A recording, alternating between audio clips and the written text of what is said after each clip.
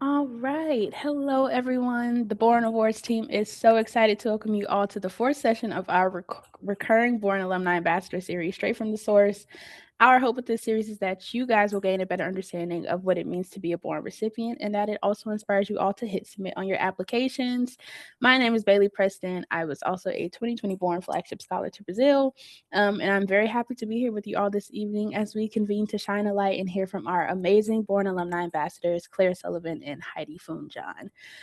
There's no better group of folks than our alumni ambassadors to give you a holistic view of every step of the process and the benefits that come with being a Boren recipient. So, Claire, Heidi, thank you both so much for taking the time to be here with us today. We really appreciate it. And I would also like to say thank you to everyone attending. We're so excited to see your interest in learning about Boren and hopefully applying to the program. And we hope this webinar is beneficial and sheds some light on what it means to be a Boren recipient. Today's session is going to be split in half. We'll use the first 30 minutes for some pre-prepared questions and then the last 30 minutes for Q&A. Please feel free to either use the chat or Q&A function to ask your questions, or since we're kind of a small group tonight, feel free to raise your hand or unmute yourself and ask your question, and we'll take it in the order that it is received. But without further ado, let's get started. So I'm going to ask our wonderful ambassadors to introduce themselves to kick us off. Give us your name, the year you were awarded, the language you studied, the location you studied in, and your current federal position. And Heidi, we'll start with you. Perfect. Hi, everyone. Good evening. My name is Heidi Foon-John. I was a 2018 to 2019 Boren Fellow, and I studied in Senegal. My languages of focus were French and Wolof. And currently, I work for under DOW at the Defense Intelligence Agency as an operations officer. Thanks, Heidi. Claire. Hi, everyone. My name is Claire Sullivan, and I was a 2019 Boren Scholar for Swahili. I studied in Tanzania, and I'm currently a graduate student, but I am a Pickering Fellow with the Department of State, and I will be joining the agency after I graduate, and I've also done a few internships with the Department of State as well. Awesome. Thanks, Claire. So our first question officially, and Claire, we'll start with you for this one, is why did you apply to Boren?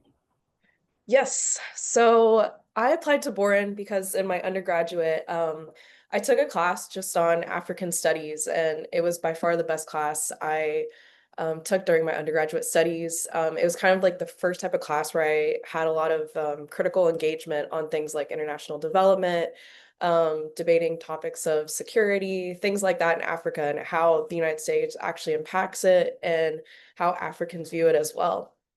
And after that class, I was really interested in engaging more in the region and learning more about it. And my school offered Swahili classes. So I decided to take Swahili classes to see if I enjoyed it, to learn more about the region, or East Africa, Tanzania, Kenya at least. And took the class, fell in love with the language, and decided to apply to Boren to become more proficient, as well as have the opportunity to go over to meet people, to learn about the culture in person and do all that fun stuff. Thanks, Claire. Heidi. So at the time I was applying to Boren, I was at Penn State getting my master's in international affairs, and my concentration was in social and sustainable development.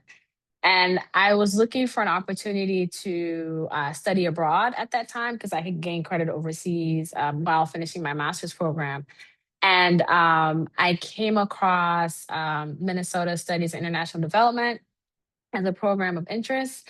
But then also it was my counselor who introduced the Boren fellowship as an option for me to apply to.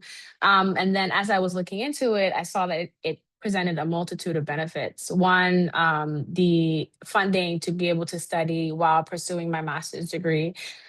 Two, the fact that Boren focused on less developed or less studied like countries and languages. So I thought that was interesting. Three, the job opportunities and prospects after receiving a Boren fellowship and or scholarship. So I just saw all of that being like a perfect tornado as far as like being able to accomplish my academic as well as future professional goals. And so I said, well, if I apply, at least it's a 1% chance of getting it than not getting it. And so it was, so it worked out. But I think more so for the long-term benefits of what you gain from being a Boren Fellow and or scholar. And being able to go overseas and study, I thought was pretty magnificent. So yeah, so I applied. Awesome. Thank you both. It's really interesting to hear that both of your born journeys kind of started in the same place, which is awesome. Um, Next question, and Heidi, we'll start with you for this one. How/why did you choose? I think you kind of touched on this a little bit, but feel free to expand. How did you choose the overseas location and the language you studied? So as far as Senegal, it was because more so because the Minnesota Studies and International Development, Senegal was their country because that they executed the program in. So one that was perfect. Already had an affinity for studying in West Africa, and that's part of my background as well. So that drew me to that as well. French, I had studied French in undergrad. That was my minor, but then being able to like develop my Wolof speaking and being able to learn that language, that was pretty cool. I know, I mean, there's hundreds of dialects, so I figured maybe I'd pick up one or two while I was there. That did not happen. But as far as like the country of interest, the language of interest, I was all there, so that worked out perfectly for me. Great. Thank you, Claire. Yeah, I think I mentioned already, I started studying Swahili at my undergraduate institution, so I knew I wanted to continue it. And the great thing about the athlete program is that if you decide to sign up for their programs, it's already pre-designed. For Tanzania, the school they have, the program they have selected is absolutely fantastic. Some of my other friends had done other language programs in Tanzania or Kenya before, but they said that, the one through athlete, it's called MSTCDC, was the best they had taken. And it's really, really impressive to see how much your language grows over the time you're there through that program. So, for me, it was an easy choice. It was pre-designed. I was like, let's go. Let's learn Swahili here. Awesome. Thank you so much, Claire.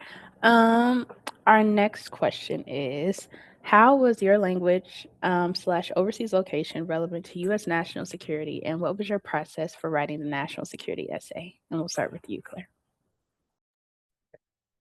Yes, so at the time I was writing my essays, I remember there was a lot of, dialogue about it being Africa's century, as well as topics such as, refugees and, increase in terrorism. But for me, I really looked at, what I had studied, what my interests were, and a lot of that revolved around health, education, development.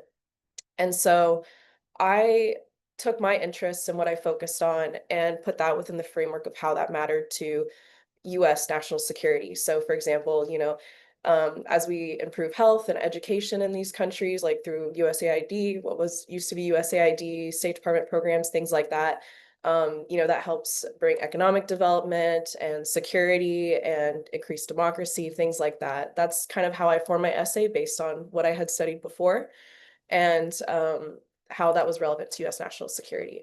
But today, I've studied a lot of other things. I've worked other jobs. I might write something today that's more along the lines of critical infrastructure or human trafficking. There's a lot of ways you can write these essays. And I would say to just focus on what you've studied, your interests, your experiences, and tie that back to US national security. Thanks, Claire. Heidi. So for Senegal, in particular, I don't know, maybe it's changed, but at that time, Senegal was seen as a political, as a growing economic power, especially in West Africa.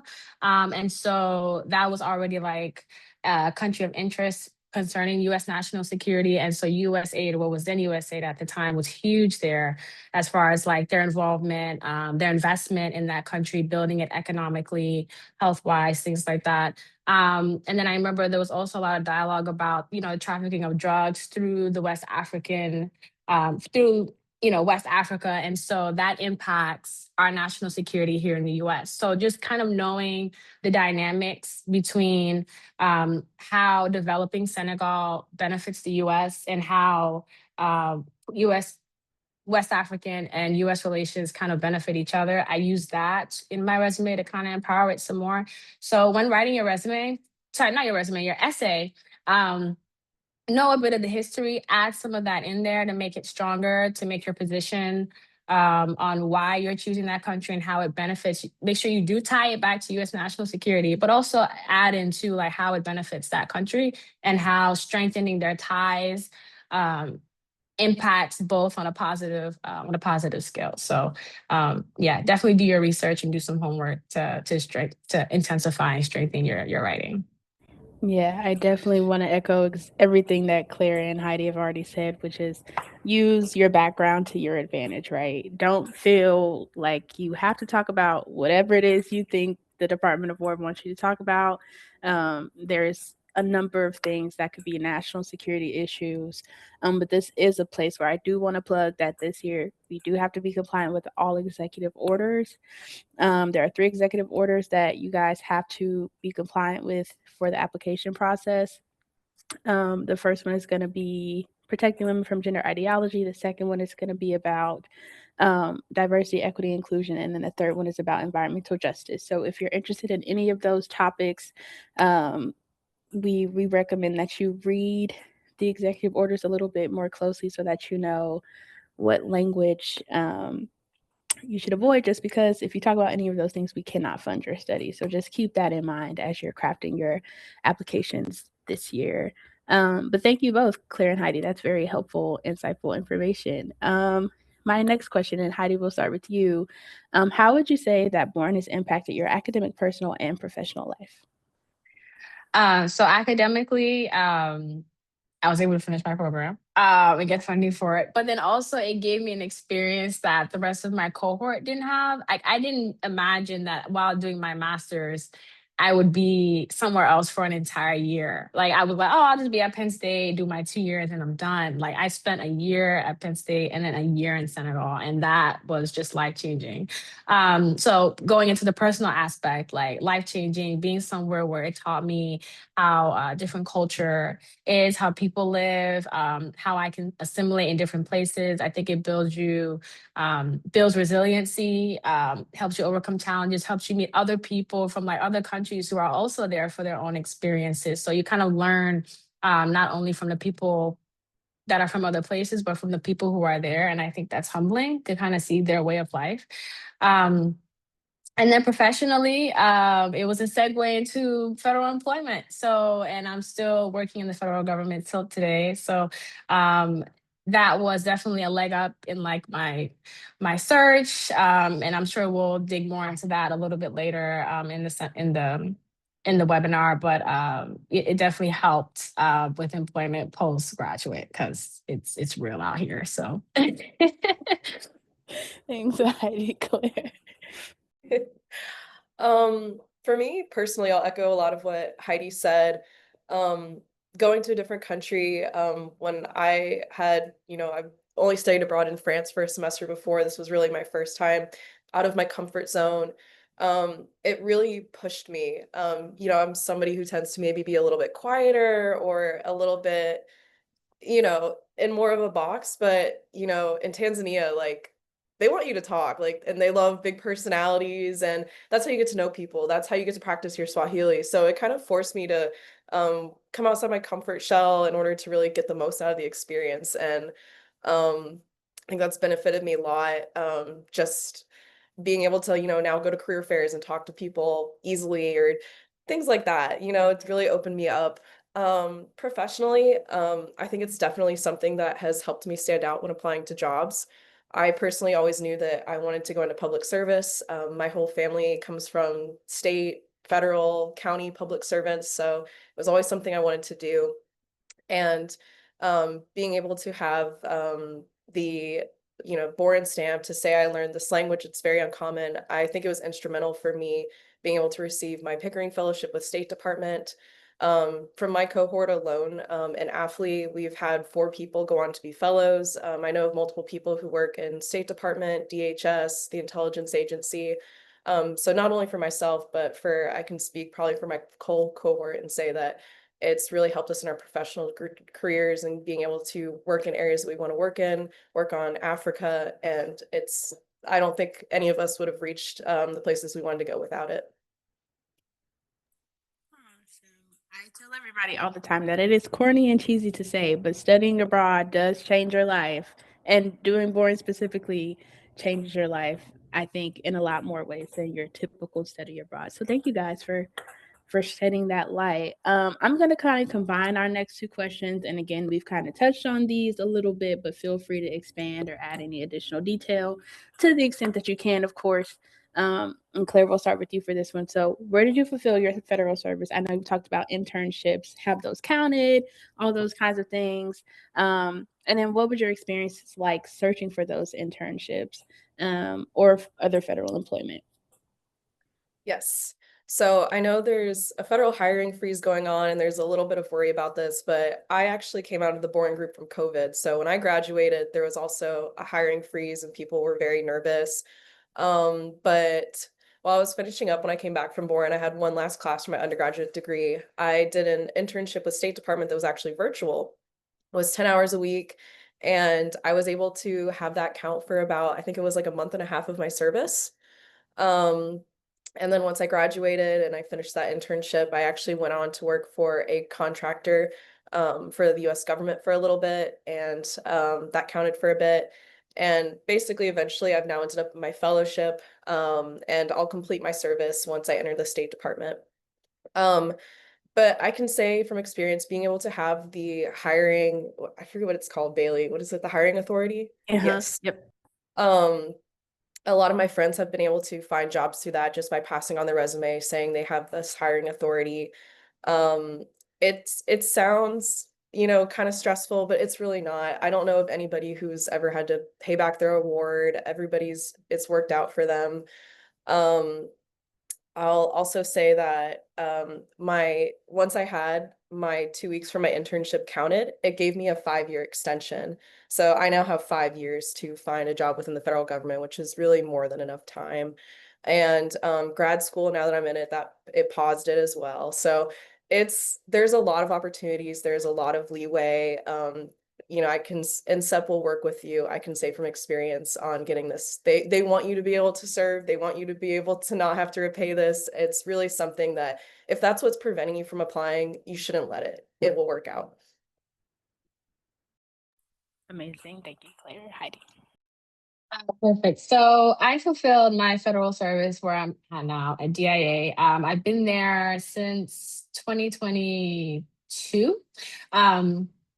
And I started applying for jobs through the NSEP job board. That was really helpful because you get the hiring authority and things like that.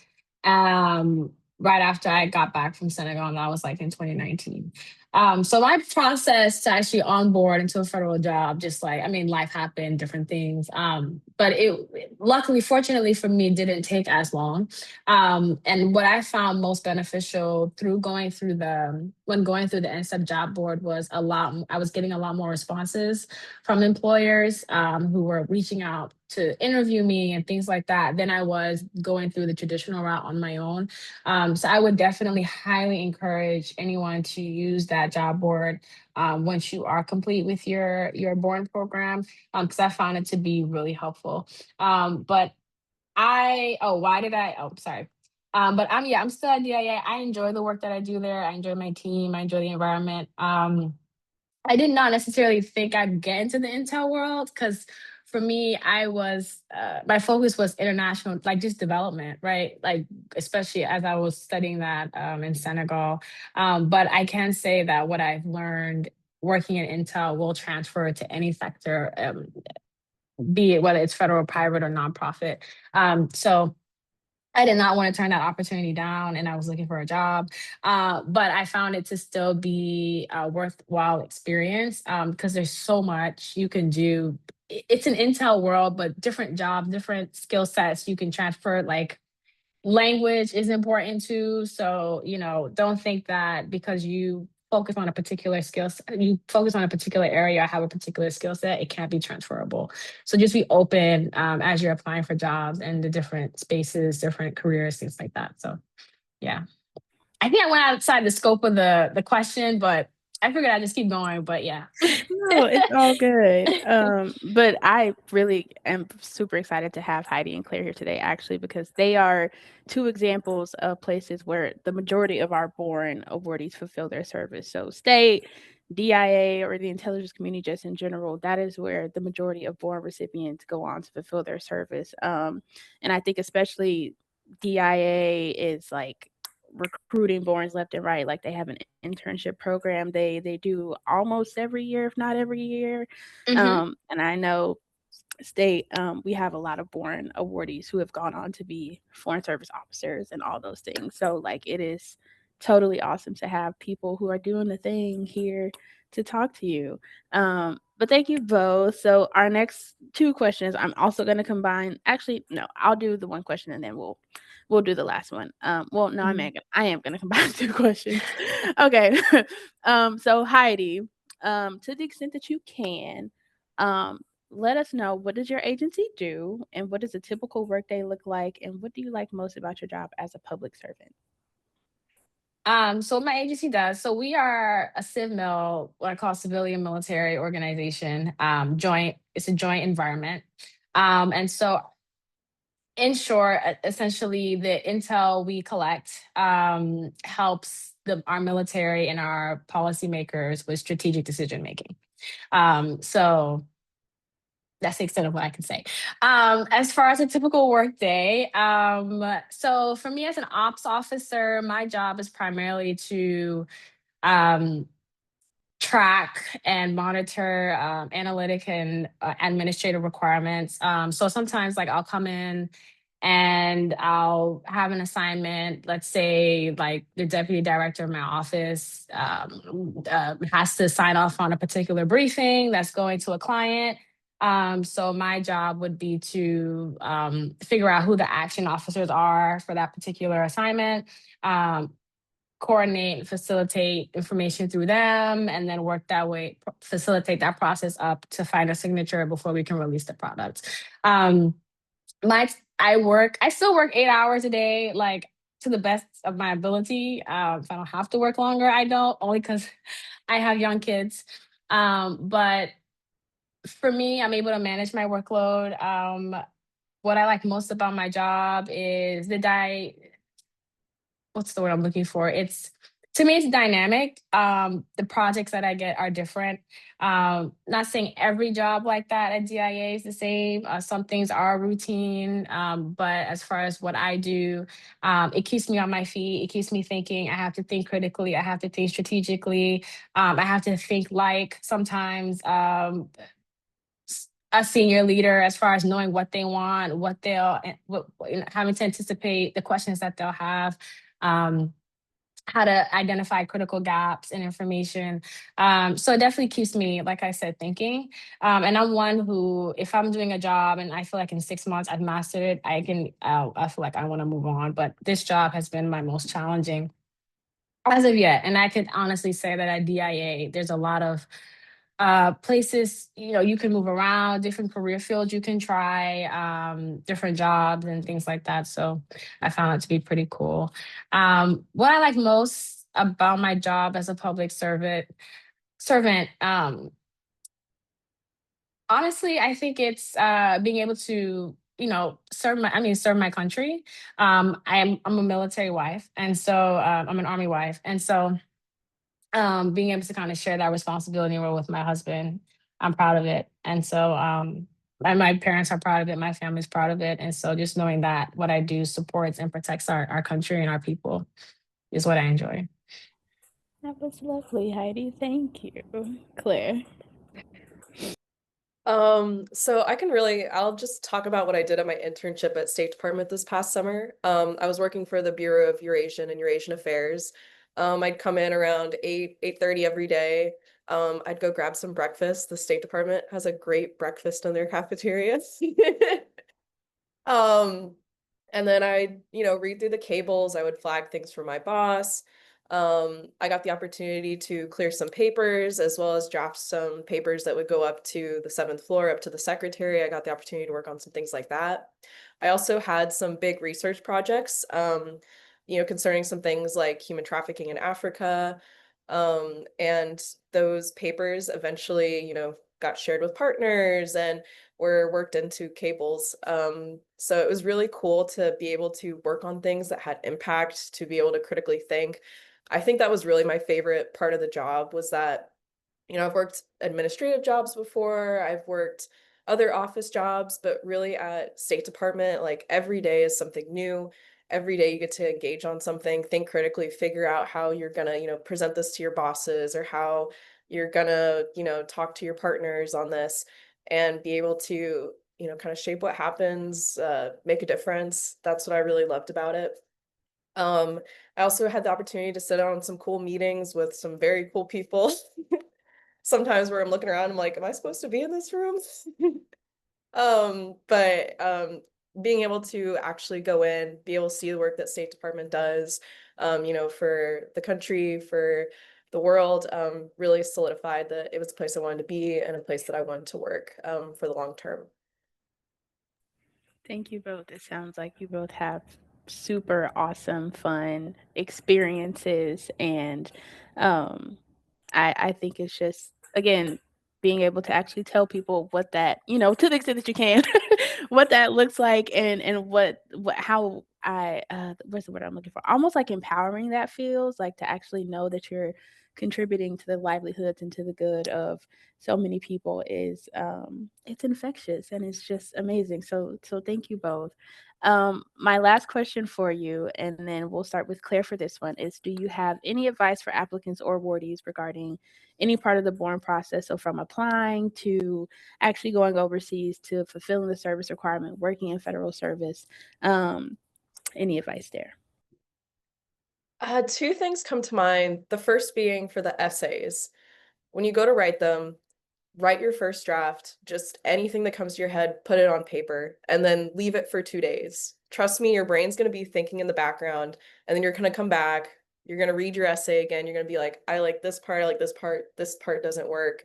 And you're going to be able to go through and rework it. So write that first draft, put it away for a bit, and then come back to it. That always works for me. And then I guess the second is, for when you're abroad, there are going to be times when it's challenging. You will go through culture shock. You will miss home. Everybody cries at some point. But it's very much worth it to stay. If you're a lot of these programs, you have the option to do a second semester. Even if you're sitting there in November debating about what if you want to do it, do it.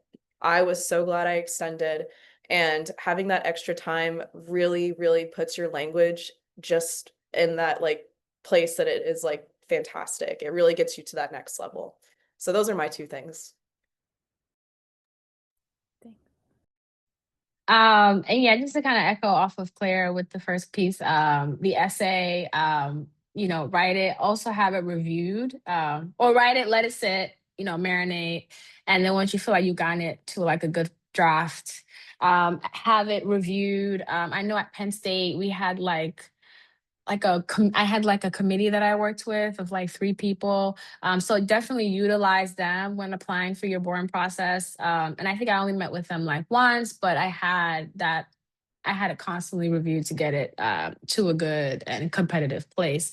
Because, like I was reminded, they're going through hundreds of these, and if they scan it in 5 seconds and it's not compelling, then it's tossed it aside. But then also I would recommend that start it off strong, right? Like let your first paragraph be what captures their interest, and then go into the other stuff, like the national security piece, do your history, do your history search and things like that. But yeah, definitely have it reviewed. Yeah, the culture shock is real, but just be open and lean on the people that you like. If you're going as part of like a study abroad group, lean on them for support as well. Everyone's going through the same emotional, mental, psychological process when it comes to being overseas and being somewhere new that's different.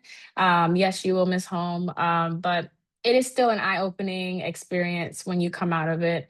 And then when applying for jobs, like utilize that job board. I'm telling you, it was really helpful. So yeah.